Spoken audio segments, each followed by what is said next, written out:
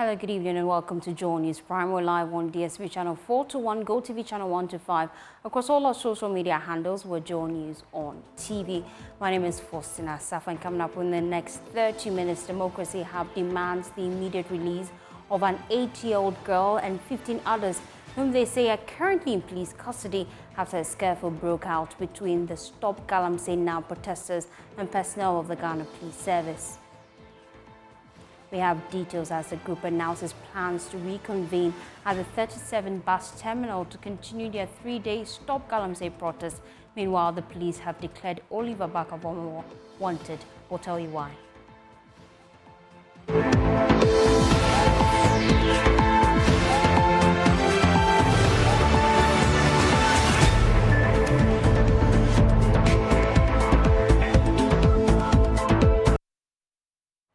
Thanks for choosing us for your home of independent, fearless, and credible journalism.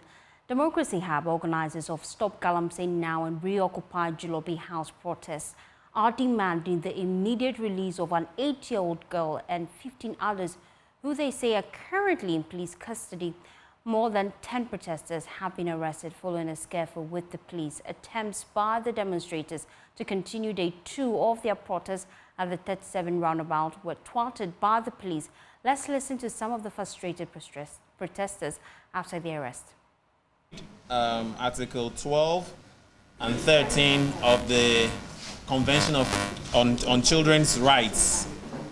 Article 12, which is on the respect for children's views, states that every child has the right to express their views on matters that affect them, and for these views to be taken into consideration.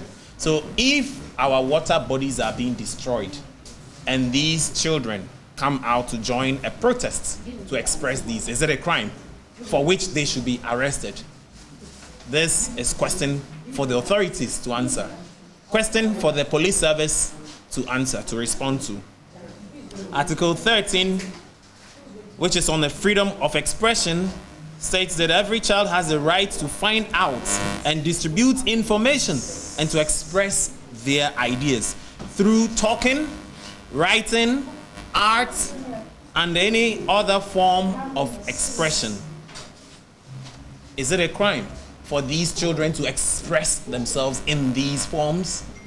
It is for our authorities. We have seen the police trying to play PR on all that is happening, releasing press statements upon press statements. We will want them to address one of these if they want to in one of the statements. And in one of those statements, they have indicated that they are looking for Oliver, that he's on the run. Oliver is not on the run. Oliver is here. If they want, they will see him. We're actually ready with our lawyers to come with him to wherever they will designate us to present him.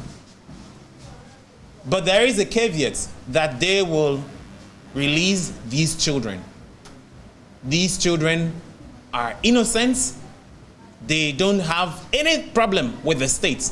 They were only expressing their fundamental human rights. If you say these children, how many children were arrested? It is two of them. It is 2 of them, but one has been released. So we're left with 1 of them actually. But the very fact that these 2 were picked up is very, very improper. And what's happening to the others who were arrested? We have no idea where the other child is as we speak now. The police has refused to even disclose where they are being kept, for whatever reason best known to themselves. So if they release these children, we are happy to come with our lawyers, with Oliver, to wherever they will designate to us.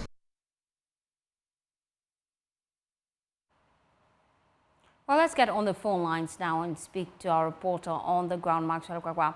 You've been reporting this all day.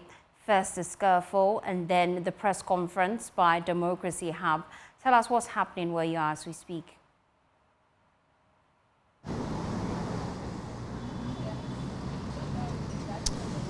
Well, Faustina, yesterday when we spoke to the police public relations officer, she told us that they had come with a de-escalation mentality.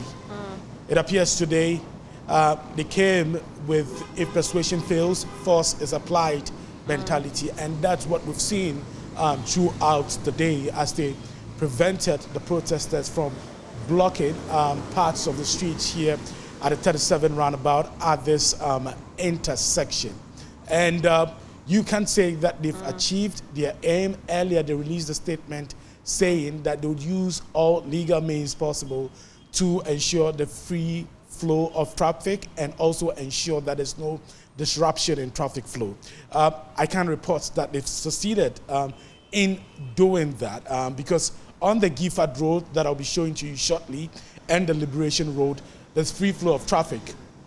Now guess what? Just in the last 1 hour, some of the demonstrators who were reconvening very close to the 37 military hospital, who were standing on the sidewalks and the pedestrian walkway, were picked up by the police. Notable amongst those who were picked up by the police were co-convener of Democracy Hub, Felicity Nelson, lawyer Elam Abibio, popularly known as Ama Governor, was also picked up by the police. As it stands now, we are not seeing any protesters in sight now.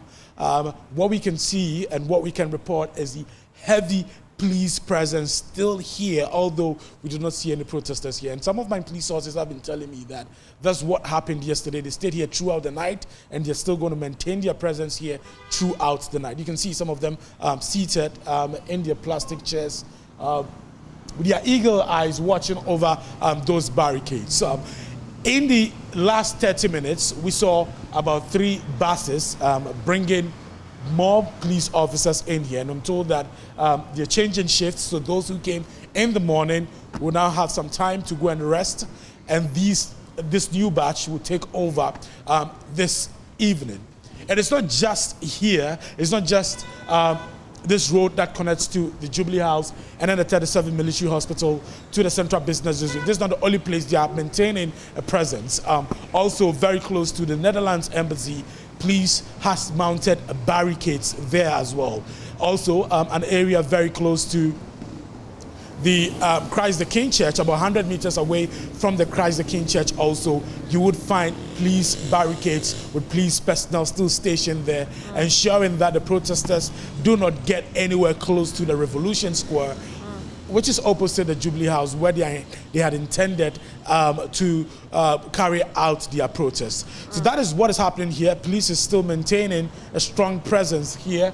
The free flow of traffic. I have a gentleman here who says he's a concerned citizen of Ghana. Let me find out from him why he's still here. Hi, what's your name? My name is Kamri Tego. Kamri Tego? Yes. You say you're a concerned citizen? Yes, I am a concerned citizen of this country. Why? So why are you here? So I'm here to join the protesters. I actually came early on during the day, and with the way things were moving, I had to go seek refuge. What had happened was a lot of the police had moved onto the people who were protesting. There was some sort of scuffle. A couple of them were actually arrested. And then I moved to the Freedom Center where a press conference was held. I was present. I listened to the protesters and the message they had. And funny enough, immediately I had left this place where I was standing with a couple of protesters, getting ready so that we can make a march towards the Airwork Stadium. All of them were arrested, including Ama Governor. Everybody that had gathered over here, they were all arrested. And I'm told the area around the Airwork Sports Stadium was one of the designated places police said you can protest. Exactly. How true is that? So, yes. So they had said that we can move towards the Airwork Stadium. But the thing is, we were trying to get people to converge at the 37 lorry station, right? Because the roads have not been blocked at that particular point. So the idea was group them, and then there is a march towards Airwork. But that did not happen. And frankly, the main reason why I equally came here is the message is clear. There is serious environmental degradation going on. Galamsey is terrible. The waters, the rivers. Yesterday, you saw how the old woman was showing you water from some of our rivers and asking you, would you drink such water? Probably because we are in Accra, we will not be suffering from such water issues, or we do not see the extent to which this Galamsey is causing trouble to our waters, to our land, to the fishes, to people's livelihoods. And I have to come out and speak because I can't wait till it gets to Accra. Yes. And that's the main reason why I came out today. Yes. Thanks for talking. Thank you so much. Okay, great.